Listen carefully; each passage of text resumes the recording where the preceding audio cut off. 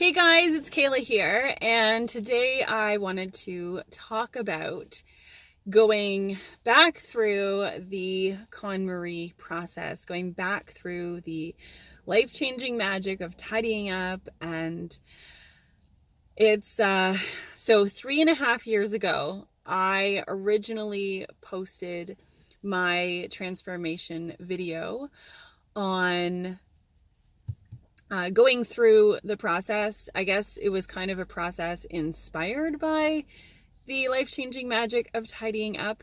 There was a lot of comments saying I was doing it wrong, and I guess you're kind of right.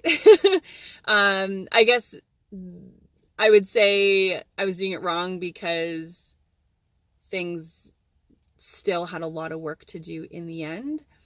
And also, I think the real thing that showed me that I could have been a lot more in depth with it was watching her Netflix show. I don't know what it's called, but it's Marie Kondo's Netflix show. And seeing, this is like what really got it for me, was seeing the first episode where the mother, she took like all of the clothing that she had and put it in one big pile, like everything, like even things that don't go together, socks and underwear and dresses and sweaters and like everything all together. And when I saw that, I realized that's what it was about, was actually affecting the like subconscious mind, like actually rewiring the brain and realizing the volume of stuff when it's not all organized and chipmunked away. And that, I think, is something that a lot of us miss, because there's so many great organizing tools out there, or we put it in a drawer and it's like a box on the wall and you don't realize it. But when it's out in the middle of the room, you're like, this is taking up way more, like my body could hide in here and you wouldn't even realize I'm in there. Like, that's a lot of stuff just to keep your body warm. So I decided to revisit. Over the last 3.5 years, I have, I guess for probably the majority of that space, probably for the almost 3 years, I was living elsewhere. I left a lot of things at home. So there was a point when I basically had 2 living spaces, and it still got a little out of control, and it still got, consistently untidy. And things would be really nice when I kind of put everything in its place, but then things just got crazy again. And when I started reading the book, and I don't have it on me right now, but when I started reading The Life-Changing Magic of Tidying Up, and I started reading it again yesterday, I actually read like 35 pages yesterday, I realized like how much it speaks to me specifically. And I really feel like it seems like such a silly little thing, and it probably seems ridiculous to those people out there that tidiness comes really easily. But I feel like it's like the thing that has held me back a lot in progressing with some of the aspirations that I have in life. As I wake up in the morning, I look around me, I'm like, oh my gosh, like, how did it get like this? And it's not even as bad as it used to be, but I'm just so much more aware now. So yesterday I started deconstructing, because I'm back at home now. The majority of my living happens in one room. So I've got like one bedroom that is my sleep space. It's also my workspace. It's also my lounge space.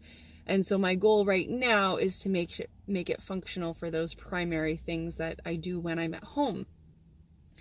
And it's pretty chaotic.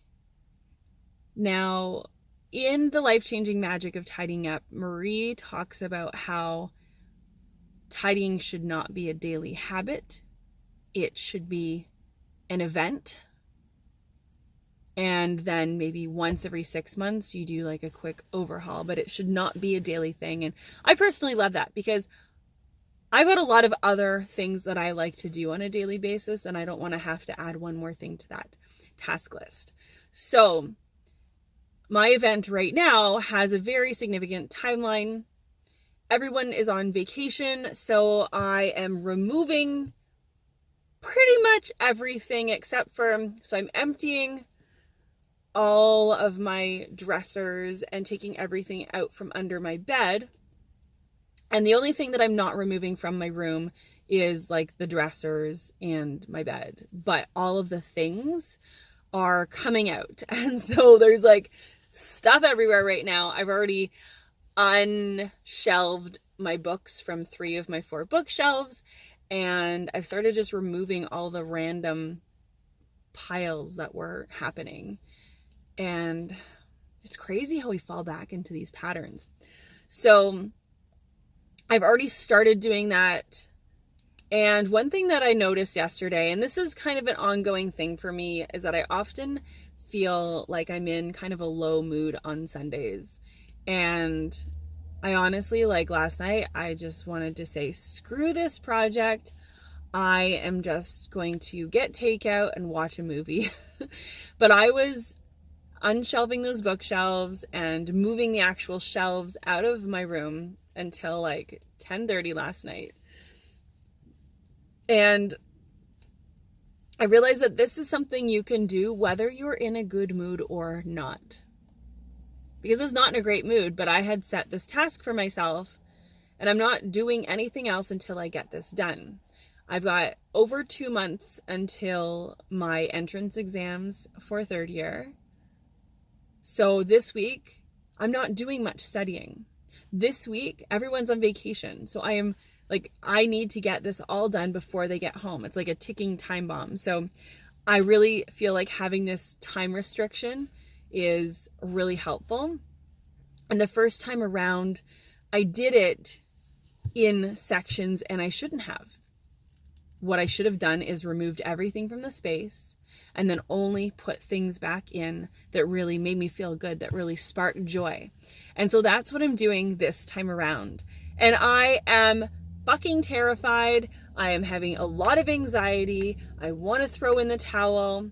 But now that I've already cleared off almost, I would say probably a third of the room has almost been cleared out. It's like, okay, now we got this happening. So I'm taking everything out. I'm going to put the furniture in the middle so I can paint the walls. I'm painting. I'm like filling in all the holes. I'm going to do like a little DIY. And I'm going to rearrange furniture and find a way that I have like a really functional space. So that's kind of where I'm at. Yeah, so if you're in the decluttering process and you want to give up, you're not the only one. Change is hard, and it's way easier to stay the same person that you are instead of become something greater. It's a challenge that we all face. But, you know, whatever the changes that you're up against, would it be worth you becoming someone you can't even imagine you being just by taking a couple days to rewire? I don't know. I have no idea what's going to be on the other side of this, but I know that at this point, I've already started and I'm going to push through. And nothing is coming back into that room that doesn't make me feel good and doesn't have a purpose. So there's probably going to be a lot more staying out in the hallway than there is coming back in the room. But anyway, that's kind of where I'm at right now. I guess to summarize, like my big motivator is really to create a space where, like, you know, I'm in school, I'm here, I'm home to save money, I'm here to focus on my education, and I need a space that I can do that in comfortably. And the space that I rest in should be restful, it should be peaceful, it should be calming and enjoyable, and it's not. And that's what I'm going to make it. So I hope you guys enjoy the upcoming videos. I'm going to document as much as possible. I know that the process, we start with clothes and then we go to books, and then there's a couple different other categories I can't remember right now, but those are two really big ones for me. And also, if you've made it this far in the video, if you have any recommendations on the best way to sell books online, I have a lot of books that I'm going to be getting rid of. I looked at Amazon, but it's like, I think it's like $30 a month to be a seller, and I don't know whether books move fast enough to make that worthwhile. So if you guys can give me any tips on that, or if you've sold on like Kijiji or eBay or anything like that, let me know what you've had the most luck with. All right, I'll see you guys in the next video.